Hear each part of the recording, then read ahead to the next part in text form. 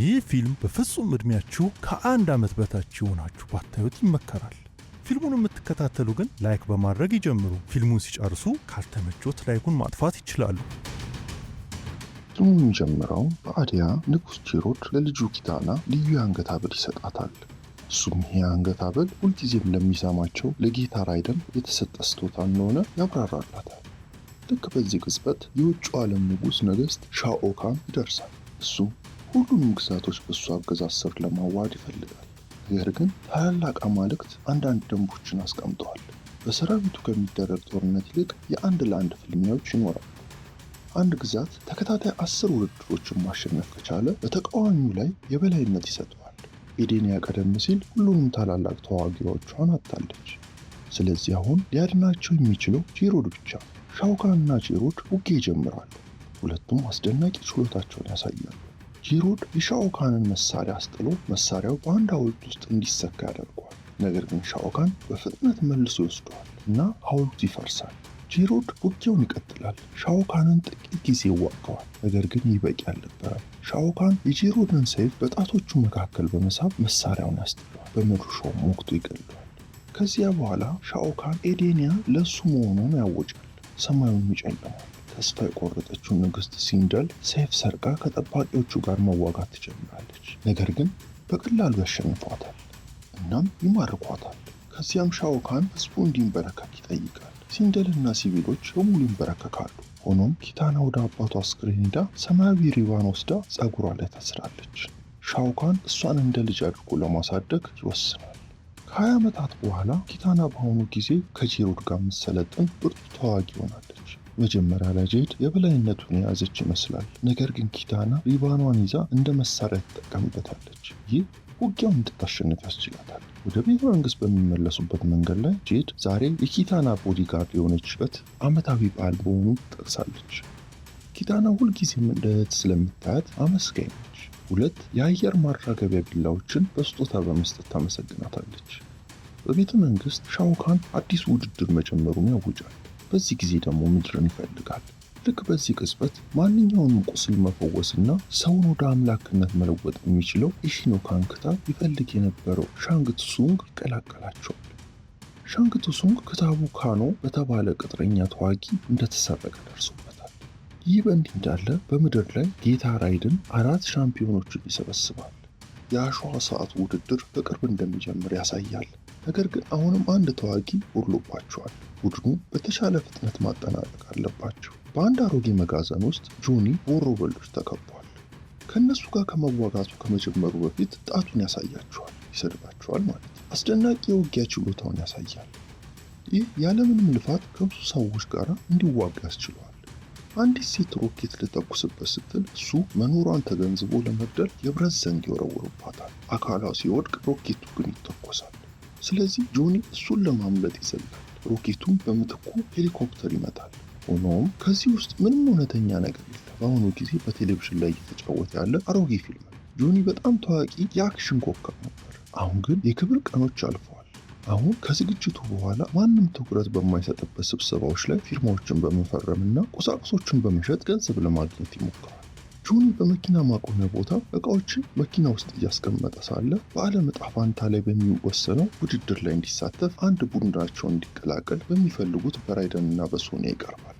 ጆኒ ውድ አድናቂዎቹ መስለውት ስለሚታዩት አያምናቸው። ራይደን መግቢያ በር በመክፈት ኃይሉን ይጠቀማል።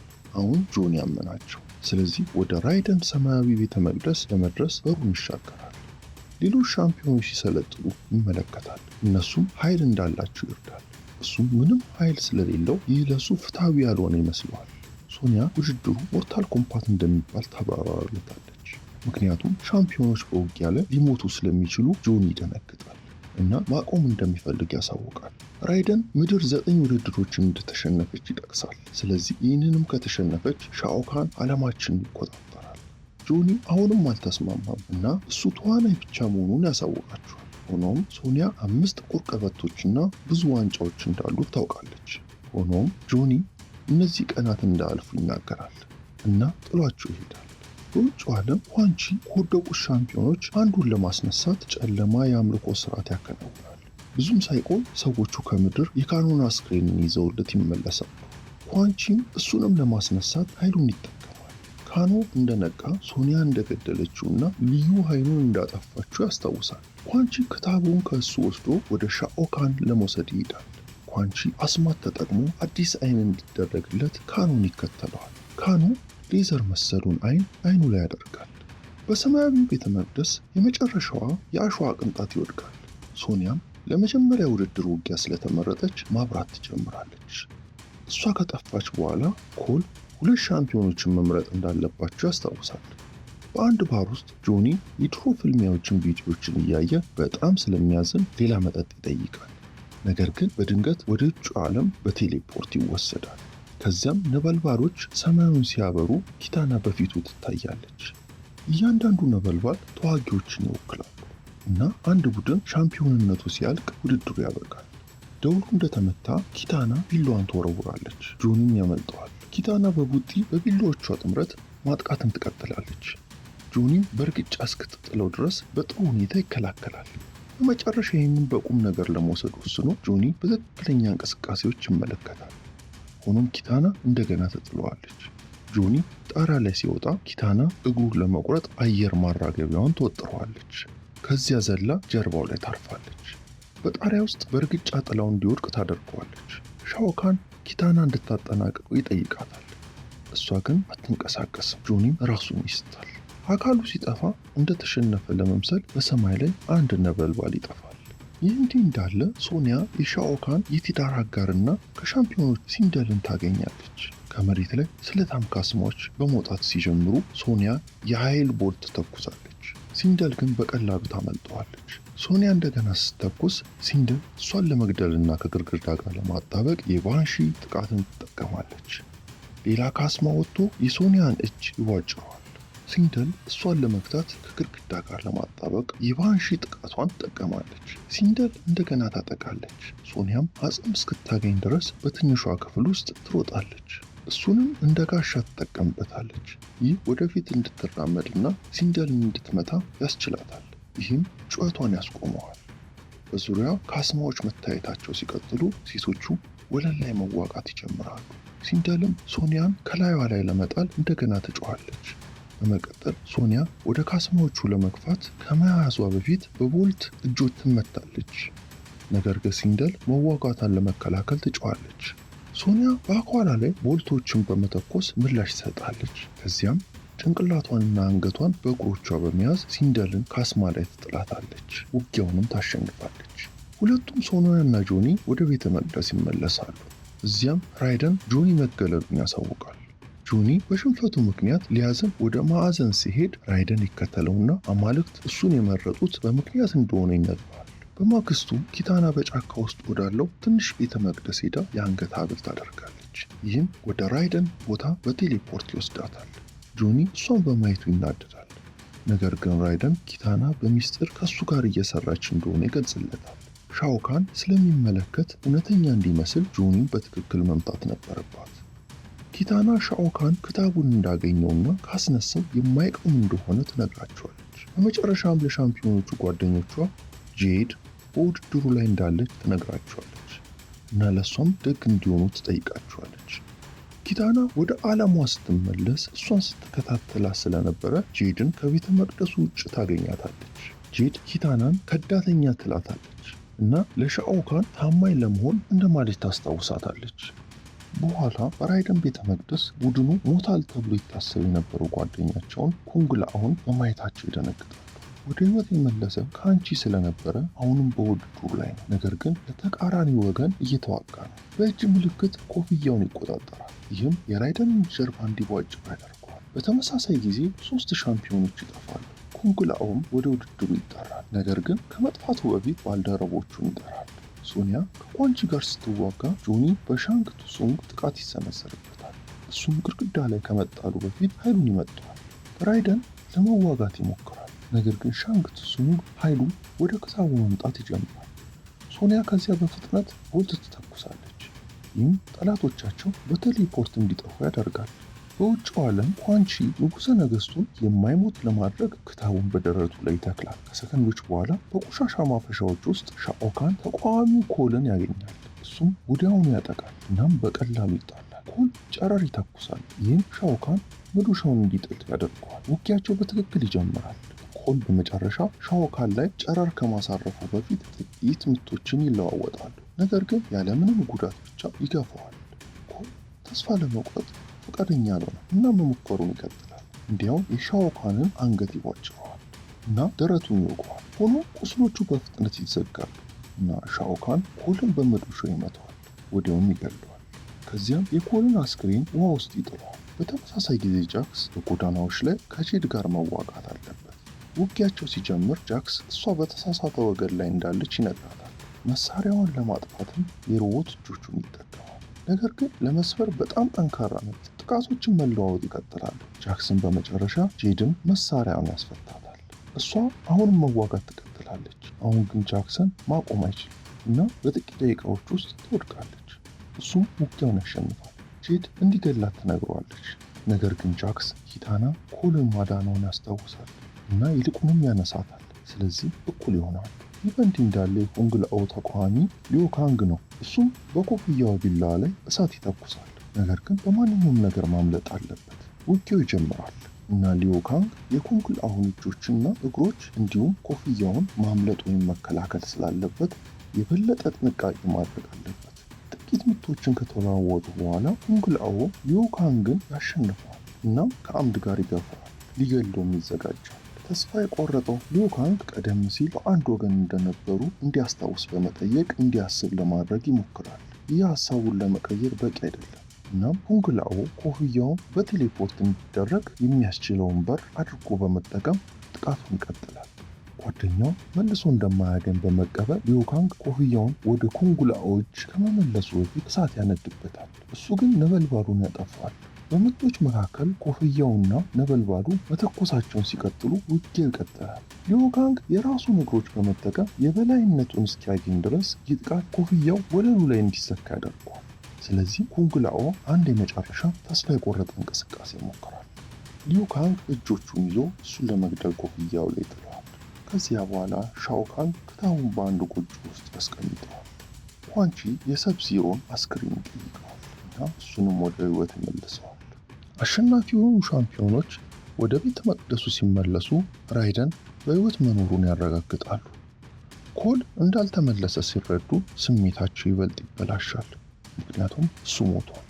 ብዙም ሳይቆይ ኪታና ትደርሳለች እና የራይደን ኃይል እየደከመ መሆኑን ለቡድኑ ትነግረዋለች። ስለዚህ መግቢያ በሩ ከመውረዱ በፊት ሻኦካንን ማቆም አለባቸው። በቤተ መቅደሱ ስር ታርካንተስ በሚባል በሚውታንት ተዋጊዎች ዝርያ ብቻ ጥቅም ላይ ስለሚውል አንድ አሮጌ ዋሻ ትነግራቸዋለች። ከዛም ኪታና ወደ ውጭ ዓለም ትመለሳለች። መንገዱ በጄድ እና በሁለት ጠባቂዎች ተዘግቶ ታገኘዋለች። ጄድ አየር ማራገቢያዎቹን ትወስዳለች እና ጠባቂዎቹ ኪታናን በክህደት እንዲያስሯት ትፈቅድላቸዋለች። እንዲህ እንዳለ ሻምፒዮኖቹ ወደ ታርካታን መንደር ይጓዛሉ እና መሪው ባራካን ያገኙታል። ሊዮ ካንግ ሻኦካን ታርካታኖችን እንደ ባሪያ እንደሚያያቸው ይጠቅሳል። ስለዚህ እሱን ለመጣል እርዳታቸውን ይጠይቃል። ሆኖም ባራካ ከካኦካን ጋር የሚመጥን ሰራዊት ከሌለ ማሸነፍ የሚችሉ ስለማይመስለው እንዲወጡ ይነግራቸዋል። ሊዮ ካንግ ለጦርነት ይገዳደረዋል። ባራካ ግን አይቀበለውም። ከዚያ ጆን ጎሳውን መሳደብ ይጀምራል እና ባራካን ፈሪ ይለዋል። ይህም ፈተናውን እንዲቀበል ለማድረግ ተስፋ በማድረግ ነው። እንዳለመታደል ሆኖ ባራካ አሁን ከሊዮ ካንግ ጋር ሳይሆን ከጆኒ ጋር መዋጋት ይፈልጋል። ውጊያው ይጀምራል እና ባራካ እጁ ላይ የሚፈጥረውንና ፕሮጀክቲሎችን መተኮስ የሚችለውን ቢላዋን ይጠቀማል። ጆኒ ራሱን በጥሩ ሁኔታ መከላከል አይችልም እና በአንድ ጎጆ ውስጥ ለመደበቅ ይሞክራል።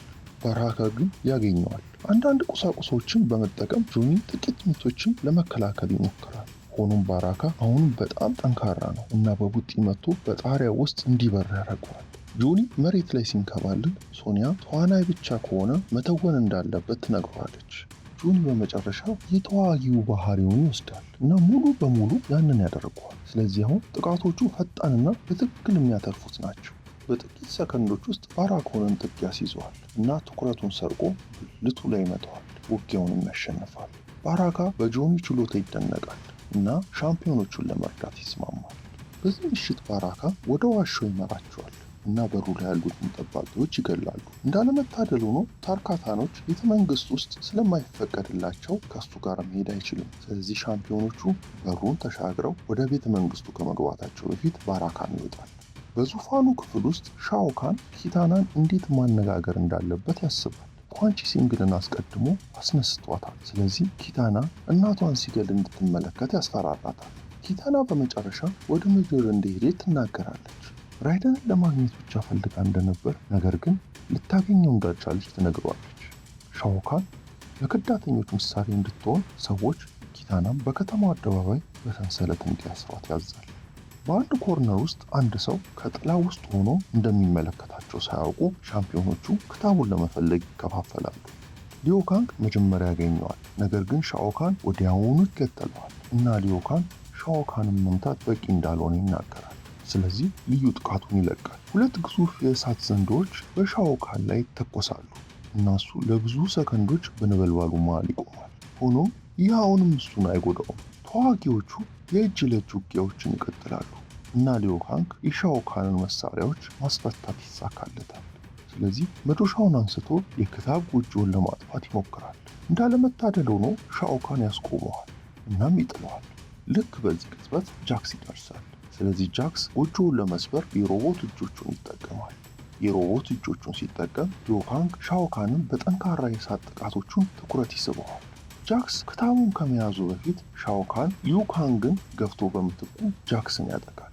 ጆኒና ሶኒያም ሲደርሱ ሻኦካን አንደኛውን የጃክስ እጁን በመዶሻው ወቅቶ ይነቅለዋል። ሶኒያ በሻኦካን ላይ አንዳንድ ቦልቶችን ትተኩሳለች። እሱም በጃክስ እጅ ይመታታል። ሊጠናቀቅ ሲል ጃክስ በቀረው እጁ ይከላከልላታል እና ሻኦካን ሌላኛውን እጁንም በመዶሻ መጥቶ ጃክስን እንደገና ይጥለዋል። በተመሳሳይ ጊዜ ጆኒ ክታቡን ለመያዝ ይሮጣል። ሆኖ ሰብ ዚሮ ይታያል እና መጀመሪያ ይወስደዋል።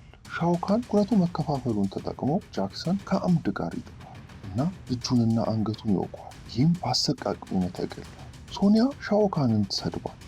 ሰብ ዚሮ ከሄደ በኋላ ብዙ ጠባቂዎች የጆኒ ፊልሞች ከሚሰድበው ከካኖ ጋር ይታያሉ። ጠባቂዎቹ ጆኒን ከመያዛቸው በፊት ካኖ በመስመር እንዲቆሙ ያደርጋቸዋል እና ሁለቱንም በአንድ ጊዜ በአንድ የሌዘር ተኩስ ይገላቸዋል። ከዚያም ሁለቱ ወደ ቤተ መቅደስ ይመለሳሉ። እዚያም ካኖ ከውጭ ዓለም ስግብግብነት ይልቅ የምድር ቅንጦት እንደሚመርጥና ሻኦካንን ለማቆም መርዳት የሚፈልገው ለዚህ እንደሆነ ያብራራል። ሰብ ዚሮ ክታቡን ወደ ኒሰርፌልም የሙታን ምድር እንደሚወስዱ ይገልጻል። ራይደን ወደዚያ ለመውሰድ የቀረውን ኃይሉን ይጠቀማል። ይህ ማለት ግን ኃይሉን ለመመለስ ክታቡን ካላጠፋ ለዘላለም እዚያው ይቀራሉ ማለት ነው። እንዳይጠፉም መሪ ያስፈልጋቸዋል። በኒዘርሬል ጆኒና ካኖ የስኮርፒዮንን መንፈስ ያገኙና መሳሪያቸው እንዲሆን ይጠቀሙበታል። መጀመሪያ ላይ ስኮርፒዮን እምቢ ይላል፣ ነገር ግን ሰብ ዚሮ መነሳቱን ሲሰማ ስሜቱ ይወርዳል። ስኮርፒዮን ሰብ ዚሮ ቤተሰቡን እንደገደለ ያስታውሳል። ሐዘኑና ቁጣው አካባቢውን ወደ ገሃነም ይለውጠዋል። ለመርዳት ሲስማማ አካሉ በጦር ትጥቅ ይሸፈናል። በውጭው ዓለም ኪታናን በከተማው አደባባይ ሰንሰለት ታስራለች። ኪታና የጄድን ደግነት ለመማፀን ትሞክራለች፣ ነገር ግን ልመናዋ ችላ ይባላል። ከዚያ ጄድ ወደ ሻንግ ቱሱንግ ሄዳ ክታቡን ለመጠበቅ መርዳት እንደምትፈልግ ትናገራለች። ስለዚህ እሱ መሳሪያውን ለማሰማት ኃይሉን ይጠቀማል። በከተማው አደባባይ ሊዩካንግና ሶኒያ ኪታናን ያገኟታል።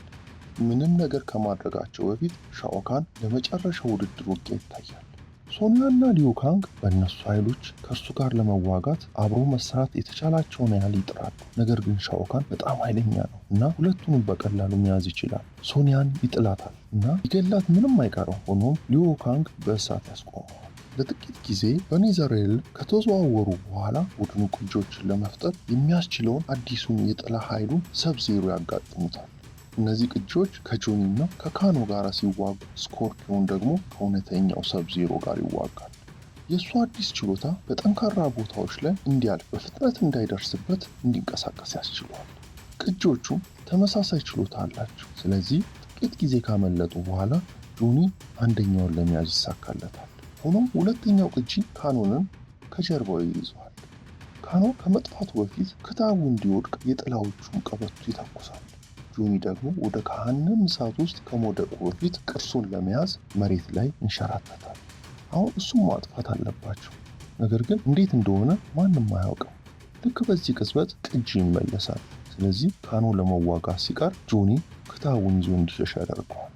ቅጂው ካኖንን ይረግጠዋል እና ከጫፉ ላይ ይጥለዋል። እርሱ ግን ግድግዳውን በቢላዋ በመውጋት ከመውደቅ ያመልጣል። በተጨማሪም ለመውጣት የሚረዱትን አንዳንድ ስንጥቆች ለመፍጠር ሌዘር ይጠቀማል። በሂደቱ ግን ቢላዋን ያጠዋል። ቅጂው ከሁለቱም ተዋጊዎች ጋር በአንድ ጊዜ ለመቀጠል ሰንሰለቱን ከሚጠቀምበት ከስኮርፒዮን ጋር ለመዋጋት ወደ እውነተኛው ሰብዜሮ ይፈናጠራል። በውጭው ዓለም ሊዮካን ከሻኦካን ጋር መዋጋቱን ይቀጥላል እና መዶሻውን በእሳት ይከላከላል። ነገር ግን ይህ ከንቱ ነው። ሻኦካን በፍጥነት ዞሮ ሊዮካን ግን ለመውጋት እጀታውን ይጠቀማል። እሱም በእሳት ወፍ ከመጥፋቱ በፊት ዕጣ ፋንታውን ኩንግላውን መመለስ እንደሆነ ይናገራል። ይህ እንዲህ እንዳለ ሶኒያ ሻኦካን እንደገና መዶሻውን መጥቶ ከመሸነፉ በፊት ኪታናን ነፃ ለማውጣት ሰንሰለቶቹ ላይ ቦልቶችን ተኩሳለች። የመጨረሻው ብርሃን በሰማይ ላይ ይጠፋል እና ሻኦካን ማሸነፉን ያውጃል። ስለዚህ ምድር የእሱ ነች። ሆኖም ኪታና የአየር ማራገቢያዎችን ትጠቀማለች እና ለምድር መዋጋት እንደምትፈልግ በመናገር በመጪው ዓለም ሻኦካንን ትክዳለች። አዲሱ ብርሃን በሰማይ ላይ ይታያል። እሷን አዲስ ሻምፒዮን በመቀበል እና ሻኦካንን የቡድኑ የመጨረሻ ያደርጋቸዋል። በእነሱ መካከል ጨካኝ ውጊያ ይጀመራል እና የሶኒያ ቢላዋ ሻኦካንን ብዙ ጊዜ ይዋጋዋል። ሆኖም እሱም በእውነት መጉዳት አሁንም የማይቻል ነው። በኒዘርሬል ጆኒ እንዴት እንደሚቀጥል እያሰበ ስኮርፒዮን ችሎታዎቹን ሲጠቀም ይመለከታል። ቅጂው እሱን አይቶ እሱን ለመያዝ በቴሌፖርት ያደርጋል። እንደ ማስፈራሪያም ከጫፉ ላይ ይዘዋል። ጆኒ ክታቡን ለመስጠት ፈቃደኛ አይሆንም እናም ይረግጠዋል። ይህም እንዲወድቅ ያደርገዋል። አካሉ በታችኛው መድረክ ላይ አስፈሪ ማረፊያ አለው እና በስህተት ክታቡን ይጥለዋል። ከዚያ ቅጂው ወደ ሰብዚሮ ውጊያ ይመለሳል። እዚያም ስኮርፒዮን ጋር ለመዋጋት መከፋፈልና አንድ ላይ መሆንን ይቀጥላሉ። ሁለቱም በአንድ ሲቀላቀሉ ስኮርፒዮን በሰንሰለቶች ይዋጋል እና ቅጂውን በሰይፉ ለመቁረጥ ይጎትተዋል። ሻኦካን ኪታናን ሲጥላት ሰብዚሮ ክታቡን ለመመለስ ከውጊያው ይሸሻል። ከዚያ ጆኒን ለመግደል ይዘጋጃል። ነገር ግን ልክ በዚህ ቅጽበት ጄት ትታያል። የኪታና አካላት እሷን እንደቀየሯትና የተሻለ መሳሪያ ለማግኘት ትተውን እንደነበረ ታወቀ። አሁን ግን በክታቡ ላይ ጨረር ለመተኮስ ትጠቀምበታለች። ካኖን ይመለሳል እና የሌዘሩ ተኩሱን ይተኩሳል። በመጨረሻ ስኮርፒዮን በእሳት ትንፋሹ ይቀላቅላቸዋል። በቤተ መቅደሱ ሻንግ ቱሱንግ እሱን ለማጠናቀቅ ወደ ራይደን ይቀርባል። ራይደን እሱን ለመቀስቀስና አማልክት እሱን እንደመረጡት ለማስታወስ በጆኒ አእምሮ ውስጥ ያወራል። ይህ ኃይሉን ያነቃቋል። ስለዚህ በኃይል በተሞላ ይወረውራል እና በመጨረሻ ክታቡን ያጠፋል። ኃይሉ ወደ ራይደን ይመለሳል። ይህ የሻንግ ቱሱንግ ጥቃት ለማስቆም በሰዓቱ ይደርሳል። በከተማው አደባባይ ኪታና በአየር ማራገቢያዎቿ ሻኦካንን በመምታት የመጨረሻ ተስፋ የቆረጠ ሙከራ ታደርጋለች። በዚህ ጊዜ ቁስሎቿ ይዘጉ እና ደሙን በማየቱ ይደነግጣል። ኪታና በፍጥነት መሳሪያ ታስፈቷለች እና ብዙ ጊዜ ትዋጋዋለች። እንዲያውም በአንገቱ ላይ ከመውጋቷ በፊት የሚሽከረከረው አየር ማራገቢያ ፊቱን ትወጭዋለች። ሻኦካን አንገቷን ይይዛታል እና እንደ አባቷ ደካማ እንደነበረች በመንገር ያንቃታል። ኪታና ሪባኗን ወስዳ በሻኦካን አንገት ላይ ለመጠቅለል ትዘላለች። በመጨረሻም አየር ማራገቢያዎቿን በራሱ ቅል ላይ በማሽከርከር ከመግደሏ በፊት ፊቱን ለሕዝቡ ለማሳየት ሄልሜቱን ታነሳዋለች። ውድድሩ በመጨረሻ አልቋል እና ኤዴንያ እንደገና ነፃ ሆናለች።